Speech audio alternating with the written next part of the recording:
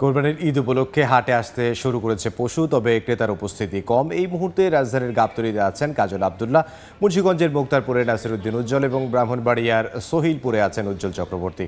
প্রথমে সরাসরি যাচ্ছি কাজলের কাছে।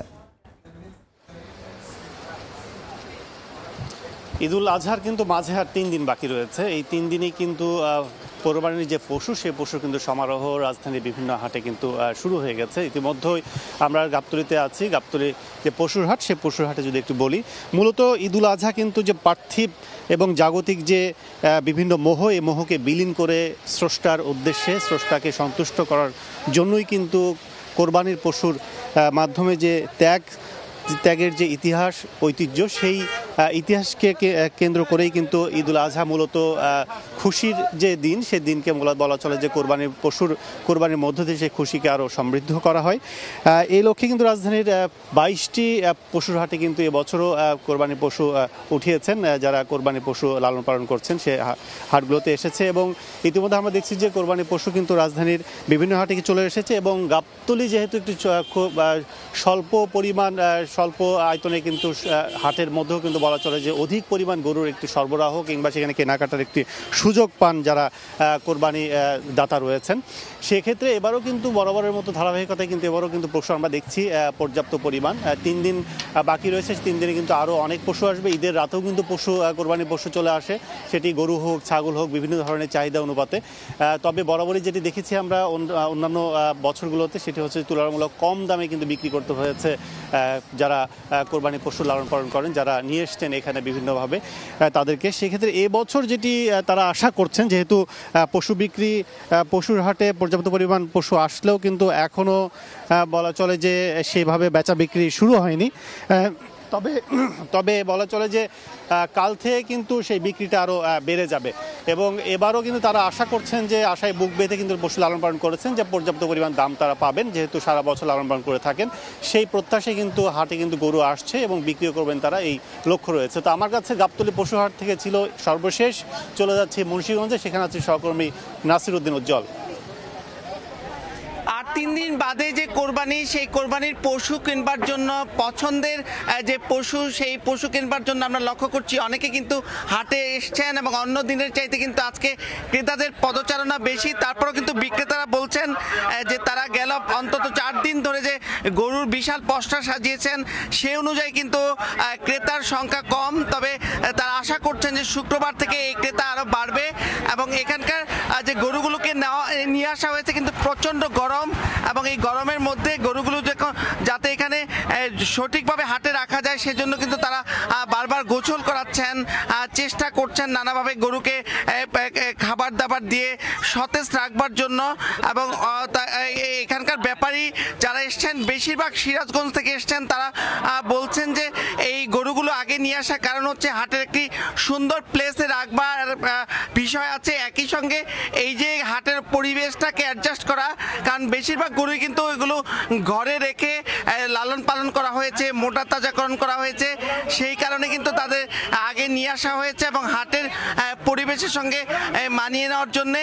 এবং এখানকার যে 47টি হাট রয়েছে, বেশিরভাগ হাটেই কিন্তু এখন প্রচুর গরু উঠেছে, রং বেরঙের গরু। এর মধ্যে কিন্তু দেশীয় জাতের নানা গরু থাকলেও মিরকাদিমের যে ঐতিহ্যবাহী গরু, সেগুলো কিন্তু এই হাটগুলোতে তেমন দেখা যাচ্ছে না। সেগুলো রাজধানী ঢাকার যে ঐতিহ্যবাহী হাট রয়েছে সেখানে নেবার জন্য প্রস্তুতি নিচ্ছেন এবং এখানকার ক্রেতারা বলছেন যে হাটে কিন্তু গরুর দাম এখনো বাড়তি তাদের কাছে মনে হচ্ছে এবং বিক্রেতাদের দাবি হচ্ছে যে গোখাদ্যের দাম বেড়ে গিয়েছে। একই সঙ্গে যে যাতায়াত ভাড়া, বিভিন্ন অঞ্চল থেকে গরু যেখানে নিয়ে আসা হয়েছে ট্রলারে করে, নৌপথে এবং ট্রাকে করে সড়ক পথে, সেখানেও কিন্তু তাদের বাড়তি খরচ গুনতে হয়েছে। সে কারণে তাদের বাড়তি দামে বিক্রি না করলে কিন্তু তাদের পোষাতে পারবে না এবং মাঝারি এবং ছোট আকারে গরুর চাহিদা বেশি থাকলে এই মফস্বল যে হাটগুলো, সেখানে কিন্তু বড় গরুর চাহিদা কম। সে কারণে কিন্তু এখানকার যে এই চাহিদা, সেই চাহিদা অনুযায়ী বড় গরু অনেক নিয়ে আসা হয়েছে। সাদা মানিক, কালো মানিক, কিংস অফ বিক্রমপুর, এরকম বিভিন্ন নামে নামকরণ করা হয়েছে। এবং এখানকার যে গরুর পশুর চাহিদা রয়েছে জেলায় 60,000, আর এখানে কিন্তু 73,000-এরও বেশি পশু তৈরি রাখা হয়েছে। তো এই ছিল মুন্সিগঞ্জের কোরবানির হাটের সবশেষ। আমরা চলে যাব ব্রাহ্মণবাড়িয়া, সেখানে রয়েছেন সহকর্মী উজ্জ্বল চক্রবর্তী। গরু বাজারে আপনাকে জানিয়ে রাখি, ঈদুল আজহার আর মাত্র কয়েকদিন বাকি। ঈদুল আজহাকে কেন্দ্র করে ইতিমধ্যে কিন্তু ব্রাহ্মণবাড়িয়ার অন্তত 150 শতাধিক হাট কিন্তু স্থায়ী অস্থায়ী মিলিয়ে হাট কিন্তু জমজমাট হয়ে উঠেছে। আমি এই মুহূর্তে আছি ব্রাহ্মণবাড়িয়া সদর উপজেলার সোহেলপুর কোরবানির হাটে। আপনাকে জানিয়ে রাখি, এটি সাপ্তাহিক পশুটা হাট হলে কিন্তু এটি এখন সপ্তাহে 2 দিন শুরু হয়েছে, আগে ছিল 1 দিন, অর্থাৎ শনিবারও এই হাটটি চলমান থাকবে, ঈদের আগ পর্যন্ত চলমান থাকবে। আপনাকে জানিয়ে রাখি, এছাড়া কিন্তু ব্রাহ্মণবাড়িয়ার শহরের সবচেয়ে যে বড় কোরবানির হাট সেটি হচ্ছে ব্রাহ্মণবাড়িয়া পৌরসভার হাট। সেটি কিন্তু আজকের থেকে শুরু হয়েছে এবং ঈদের আগ রাত পর্যন্ত কিন্তু সেটি চলবে। এই হাটকে কেন্দ্র করে ইতিমধ্যে কিন্তু খামারিরা বিভিন্ন স্থান থেকে কিন্তু তাদের যে পশুগুলো তারা কিন্তু হাটে নিয়ে আসতে শুরু করেছে। বিভিন্ন পিকআপে করে, বিভিন্ন যানবাহনে করে তারা কিন্তু এই কোরবানি হাটে নিয়ে আসতেছে। বড় বড় মহিষ কিন্তু আমরা দেখতে পাচ্ছি এই হাটগুলোতে ইতিমধ্যে কিন্তু স্থান পেয়েছে এবং তারা খামারিরা কিন্তু তাদের যে পছন্দের যে খামারের থেকে কিন্তু তাদের কোরবানির পশুগুলো তারা নিয়ে আসছেন এবং ক্রেতা বিক্রেতারা কিন্তু এখানে সরগরম হয়ে উঠেছে হাটটি। আমরা কয়েকজন ক্রেতার সাথে কথা বলছিলাম, তারা কিন্তু বাজারে আসছেন এবং তাদের পছন্দ মতো কোরবানি পশুটি কেনার জন্য কিন্তু তারা বিভিন্ন জায়গাতে কিন্তু ঘুরে ঘুরে দেখছেন এবং অল্প সময়ের মধ্যে হয়তো তাদের পছন্দের মতো কোরবানি পশুটি তারা কিনতে পারবেন বলে আমরা জানতে পেরেছি। আপনাকে জানিয়ে রাখি, বর্তমানে যে হাটটি আছে সেটি হচ্ছে ব্রাহ্মণবাড়ি সদর উপজেলার অন্যতম বৃহৎ পশুরহাট সোহেলপুর পশুরহাট। সেই হাটে কিন্তু আমরা বর্তমানে আছি এবং এখানে কিন্তু ক্রেতারা কিন্তু তাদের পছন্দের পশুগুলো কিন্তু দেখছে এবং তাদের সাথে কথা বললাম, তারাও কিন্তু বলছেন যে আমরা অল্প সময়ের মধ্যে আমাদের পছন্দের পশুটি ক্রয় করতে পারবো। আপনাকে জানিয়ে রাখি, এছাড়াও কিন্তু ব্রাহ্মণবাড়িয়ার যে বিভিন্ন উপজেলাগুলো আছে, বিশেষ করে 9টি উপজেলা, সেই 9টি উপজেলাতে কিন্তু একইভাবে কিন্তু কোরবানিকে কেন্দ্র করে পশুরহাট জমজমাট হয়ে হচ্ছে। এই জমজমাটকে কেন্দ্র করে কিন্তু এখানে ক্রেতা বিক্রেতাদের সরগরমে কিন্তু মুখরিত হয়েছে প্রতিটি কোরবানি হাট। তো এই ছিল আমার কাছে ব্রাহ্মণবাড়িয়া থেকে সোহেলপুর থেকে কোরবানি হাটের সর্বশেষ খবর। আপনাকে ধন্যবাদ।